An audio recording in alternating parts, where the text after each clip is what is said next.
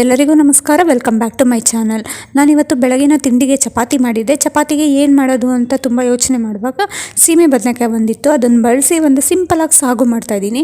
ಆ ವಿಡಿಯೋನ ನಿಮ್ಮ ಜೊತೆನೂ ಶೇರ್ ಮಾಡ್ತೀನಿ. ಇಷ್ಟ ಆಗಿದ್ರೆ ಒಂದು ಲೈಕ್ ಮಾಡಿ, ಶೇರ್ ಮಾಡಿ, ಹಾಗೆ ಪೂರ್ತಿಯಾಗಿ ನೋಡಿ ಹೇಗಿತ್ತು ಅಂತ ಕಮೆಂಟ್ ಮಾಡಿ.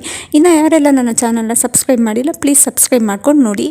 ಇಲ್ಲಿ ನಾನು ಒಂದು ಸೀಮೆ ಬದನೆಕಾಯಿನ ಸಣ್ಣ ಕಟ್ ಮಾಡಿ ಇಟ್ಕೊಂಡಿದ್ದೀನಿ. ಒಗ್ಗರಣೆಗೆ ಕರ್ಬೇವಿನ ಸೊಪ್ಪು ಇಟ್ಕೊಂಡಿದ್ದೀನಿ. ರುಬ್ಬೋದಕ್ಕೆ ಒಂದು 2 ಟೇಬಲ್ ಸ್ಪೂನ್ ತೆಂಗಿನಕಾಯಿ, ಒಂದು ಅರ್ಧ ಇಂಚು ಶುಂಠಿ, ಒಂದು 4 ಗೋಡಂಬಿ, ಒಂದು 1/4 ಇಂಚಾಗೋಷ್ಟು ಹುಣಸೆಹಣ್ಣು, ಒಂದು ಇಡೀ ಕೊತ್ತಂಬರಿ ಸೊಪ್ಪು, ಒಂದೇ ಒಂದು ಹಸಿಮೆಣಸಿನ್ಕಾಯಿ, ಹಾಗೆ ಒಂದು 1/4 ಚಮಚದಷ್ಟು ಜೀರಿಗೆ, ಇದೆಲ್ಲವನ್ನು ಸೇರಿಸಿ ನೀಟಾಗಿ ಪೇಸ್ಟ್ ಮಾಡ್ಕೊಂಡ್ಬಿಡ್ತೀನಿ. ಫಸ್ಟೇ ರುಬ್ಬಿಟ್ಕೊಂಡ್ಬಿಟ್ರೆ ಮಾಡೋದಕ್ಕೆ ಈಸಿ ಆಗುತ್ತೆ. ಅದಕ್ಕೋಸ್ಕರ ಈ ರೀತಿಯಾಗಿ ಫಸ್ಟೇ ರುಬ್ಬಿಟ್ಕೊಳ್ತಾ ಇದ್ದೀನಿ. ಇದನ್ನು ಬೆಳಗಿನ ಬ್ರೇಕ್ಫಾಸ್ಟ್ಗೆ ಮಾಡಿದ್ರೆ ತುಂಬಾ ರುಚಿಯಾಗಿರುತ್ತೆ, ಸಖತ್ತು ಟೇಸ್ಟಿ. ಈರುಳ್ಳಿ ಬೆಳ್ಳುಳ್ಳಿ ಹಾಕ್ದೇ ಸಿಂಪಲಾಗಿ ಮಾಡ್ಕೊಬೋದು, ಟೇಸ್ಟಿಯಾಗಿರುತ್ತೆ. ನೀವು ಕೂಡ ಮನೇಲಿ ಒಂದು ಸತಿ ಟ್ರೈ ಮಾಡಿ, ಎಲ್ಲರಿಗೂ ಇಷ್ಟ ಆಗುತ್ತೆ. ಇವಾಗ ಈ ಕಡೆ ಕುಕ್ಕರ್ ಪ್ಯಾನಲ್ಲಿ ಮಾಡ್ತಾಯಿದ್ದೀನಿ. ಮಾಡೋದಕ್ಕೆ ಒಂದು 2 ಟೇಬಲ್ ಸ್ಪೂನ್ ಆಗೋಷ್ಟು ಎಣ್ಣೆ ಹಾಕ್ಕೊತೀನಿ. ನಾನಿಲ್ಲಿ ಡೈರೆಕ್ಟಾಗಿ ಒಗ್ಗರಣೆ ಮಾಡಿ ಅದಾದಮೇಲೆ ಕೂಗಿಸ್ಬಿಡ್ತೀನಿ, ಆವಾಗ ಕರೆಕ್ಟಾಗಿ ಈಸಿ ಆಗುತ್ತೆ ಅಂತ. ಒಂದೇ ಸತಿ ಮಾಡಿದ್ರೆ ತುಂಬಾ ಬೇಗನೆ ಮಾಡ್ಕೊಬೋದು, ಈಸಿ ಆಗುತ್ತೆ ಅಂತ ಅಷ್ಟೇ. ನೀವು ಮನೇಲಿ ಒಂದು ಸತಿ ಟ್ರೈ ಮಾಡಿ. ಈ ವಿಡಿಯೋನ ಎಲ್ಲೂ ಕೂಡ ಸ್ಕಿಪ್ ಮಾಡ್ದೇನೆ ಪೂರ್ತಿಯಾಗಿ ನೋಡಿ ಹೇಗಿತ್ತು ಅಂತ ನನಗೆ ಕಮೆಂಟ್ ಮಾಡಿ. ಇವಾಗ ಎಣ್ಣೆ ಕಾದಾಗಿದೆ. ಕಾದಾದಮೇಲೆ 1/4 ಚಮಚ ಸಾಸಿವೆ ಹಾಕಿ ಅದನ್ನು ಸಿಡಿಸ್ತಾ ಇದ್ದೀನಿ.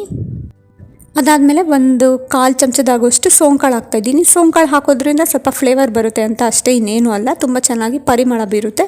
ಅದಾದಮೇಲೆ ಕರ್ಬೇವಿನ ಸೊಪ್ಪು ಹಾಕಿ ಚಟಪಟ ಅಂದಮೇಲೆ ನಾವು ಹೆಚ್ಚಿಟ್ಕೊಂಡಿದ್ದಂತಹ ಸೀಮೆ ಬದನೆಕಾಯಿನ ಹಾಕ್ಕೊತಾ ಇದ್ದೀನಿ. ಸಣ್ಣಕ್ಕೆ ಹಚ್ಚಿಟ್ಕೊಬೇಕು. ಸಣ್ಣಕ್ಕೆ ಹಚ್ಚಿಟ್ಕೊಂಡಷ್ಟು ತುಂಬಾ ಟೇಸ್ಟಿ ಬರುತ್ತೆ. ಅದಕ್ಕೋಸ್ಕರ ಇವಾಗ ಕಮ್ಮಿ ಉರಿ ಕೊಟ್ಟು 2 ನಿಮಿಷ ಫ್ರೈ ಮಾಡ್ಕೊತಾ ಇದ್ದೀನಿ. ಫ್ರೈ ಎಲ್ಲ ಆದಮೇಲೆ ಇವಾಗ ರುಬ್ಬಿಟ್ಕೊಂಡಿದ್ವಲ್ಲ ಮಸಾಲ, ಅದನ್ನು ಕೂಡ ಸೇರಿಸ್ಕೊತಾ ಇದ್ದೀನಿ. ನೀರು ಜಾಸ್ತಿ ಹಾಕಕ್ಕೆ ಹೋಗ್ಬಾರ್ದು. ನಾನು ಮಿಕ್ಸಿ ಜಾರ್ಗೆ ಸ್ವಲ್ಪ ನೀರು ಹಾಕ್ಬಿಟ್ಟು ಅದನ್ನೇ ಗಲ್ಬರ್ಸ್ಬಿಟ್ಟು ಸೇರಿಸ್ಕೊತಾ ಇದ್ದೀನಿ ಅಷ್ಟೇ. ಜಾಸ್ತಿ ನೀರು ಹಾಕ್ಬಿಟ್ರೆ ಒಂಥರ ಸಾಂಬಾರು ರೀತಿ ಬಂದ್ಬಿಡುತ್ತೆ. ಅದಕ್ಕೋಸ್ಕರ ನಮಗೆ ಸಾಗು ಬೇಕಾಗಿರೋದ್ರಿಂದ ನೀರು ಕನ್ಸಿಸ್ಟೆನ್ಸಿಯಾಗಿ ಹಾಕ್ಕೊಂಡ್ರೆ ಸಾಕಾಗುತ್ತೆ. ರುಚಿಗೆ ತಕ್ಕಷ್ಟು ಉಪ್ಪು ಹಾಕಿ ಚೆನ್ನಾಗಿ ಮಿಕ್ಸ್ ಮಾಡಿಕೊಂಡ್ರೆ ಆಯಿತು. ಆಮೇಲೆ ಒಂದು 3 ಸತಿ ಕೂಗಿಸ್ಬಿಟ್ರೆ ಸಾಕಾಗುತ್ತೆ. ತುಂಬ ಚೆನ್ನಾಗಿ ಟೇಸ್ಟಿಯಾಗಿರುತ್ತೆ ಈ ಸಾಗು ಅಂತೂ.